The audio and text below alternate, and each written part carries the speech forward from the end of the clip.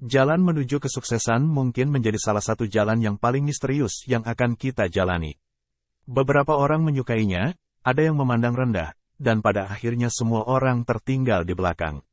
Namun, kebanyakan orang tidak berusaha berlomba untuk berada pada posisi teratas orang terkaya di majalah Forbes dan bersaing dengan Jeff Bezos dan Bill Gates.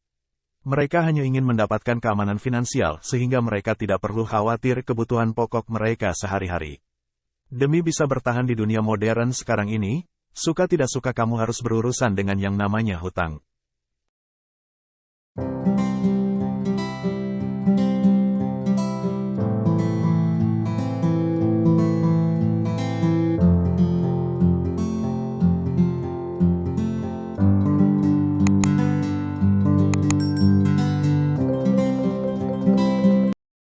Seperti misalnya, kamu ingin punya sebuah mobil atau sebuah rumah, maka rasanya agak enggak masuk akal bila orang yang memiliki kekayaan yang hanya rata-rata membayarnya secara tunai.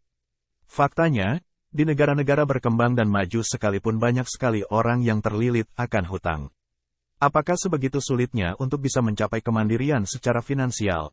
Tidak, survei menunjukkan bahwa jumlah orang kaya semakin bertambah setiap tahunnya.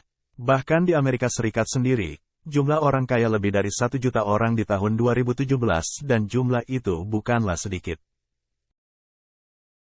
Ada satu hal yang bisa kita lakukan pertama kali sebagai pintu awal mencapai kesuksesan terlepas perbedaan latar belakang dan negara tempat kita tinggal. Langkah awal yang bisa kita lakukan untuk memulai itu semua adalah dengan mengontrol ego kita sendiri. Bila kita sadari, ego kitalah yang sebenarnya membuat kita tetap miskin atau hidup serba pas-pasan selama ini. Lah kok bisa? Mari dijelaskan lebih lanjut. Kita semua tahu bahwa kita masing-masing berada pada kondisi keuangan yang berbeda-beda satu dengan lainnya. Beberapa dari kita memang terlahir dari keluarga berkecukupan, sedangkan orang lain tidak seberuntung itu. Beberapa dari kita ada yang langsung mendapatkan pekerjaan bagus begitu lulus dari universitas dan ada yang bersusah payah terlebih dahulu untuk bisa mendapatkan sebuah pekerjaan. Ada yang sukses membangun bisnis hanya dengan sekali mencoba, sedangkan ada yang harus berkali-kali gagal baru bisa mencapai kesuksesan. Semua itu adalah kondisi normal dan semua orang di dunia ini merasakan hal yang sama seperti itu. Bukan hanya aku, kamu, dan mereka melainkan semua orang, termasuk orang-orang terkaya di dunia sekalipun. Itu semua terjadi dikarenakan kita menjalani hidup yang berbeda dan memiliki karakter yang berbeda-beda pula. Namun sayangnya, ego kita memaksa kita untuk terus-menerus membandingkan diri kita dengan orang lain yang ada di sekitar kita dan berusaha mencapai standar masyarakat dan gaya hidup yang marak sekarang ini. Katakanlah, kamu baru saja lulus dari universitas dan langsung mendapat pekerjaan yang baik. Karena pencapaian itu maka selamat untukmu karena apa yang kamu dapatkan sesuai dengan harapanmu.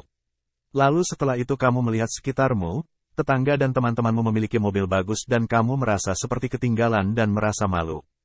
Anggap saja kamu jadi merasa tidak keren sama sekali. Perasaan tersebut membuat kamu merasa rendah diri karena kamu tidak memiliki apa yang mereka miliki. Oleh karenanya, kamu pergi ke bank untuk meminjam uang demi membeli mobil agar kamu bisa mengemudi seperti orang lain terutama orang-orang lain yang ada di lingkunganmu. Gaya hidup yang mereka miliki seakan menjadi sebuah standar yang harus juga kamu miliki padahal bukan seperti itu sebenarnya.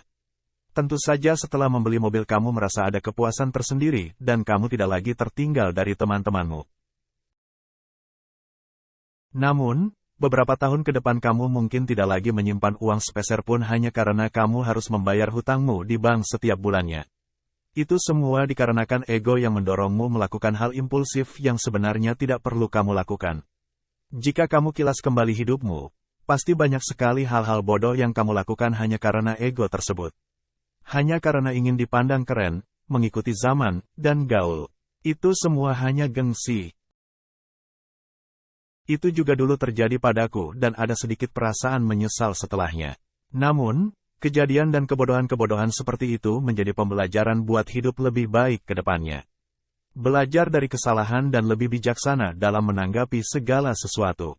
Contoh lain, teman-temanmu banyak yang melanjut S2 dan kamu merasa belum siap atau tidak butuh sama sekali saat ini.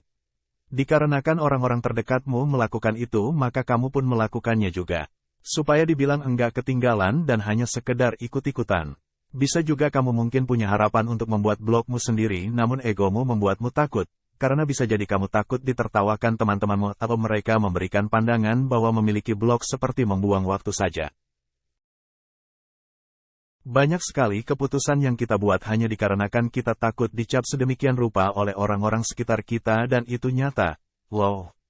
Hidupmu seakan ditentukan oleh pandangan dan penilaian orang lain, padahal kamu makan juga bukan dari mereka. Intinya adalah berhenti mengorbankan hidupmu hanya untuk membuat orang lain senang. Hidupmu bukan apa yang orang lain katakan dan berhenti membandingkan dirimu dengan orang lain. Akan selalu ada orang yang lebih cerdas darimu, lebih fashionable darimu, lebih kaya darimu, dan lebih dalam hal apapun. Jadi selalu ingat bahwa semua orang hidup dalam kondisi yang berbeda-beda. Jika kamu tidak membuat keputusan yang terbaik untuk dirimu sendiri dan hanya peduli pada pemikiran orang lain tentang kamu, sebaiknya lupakan saja mimpimu untuk mencapai kemandirian secara finansial. Karena pada akhirnya kamu akan membuang waktu, energi, dan uang saja. Bagaimana menurutmu? Apakah artikel ini bermanfaat atau kamu memiliki pandangan lain? Silakan tulis komentarmu pada kolom komentar di bawah ini ya.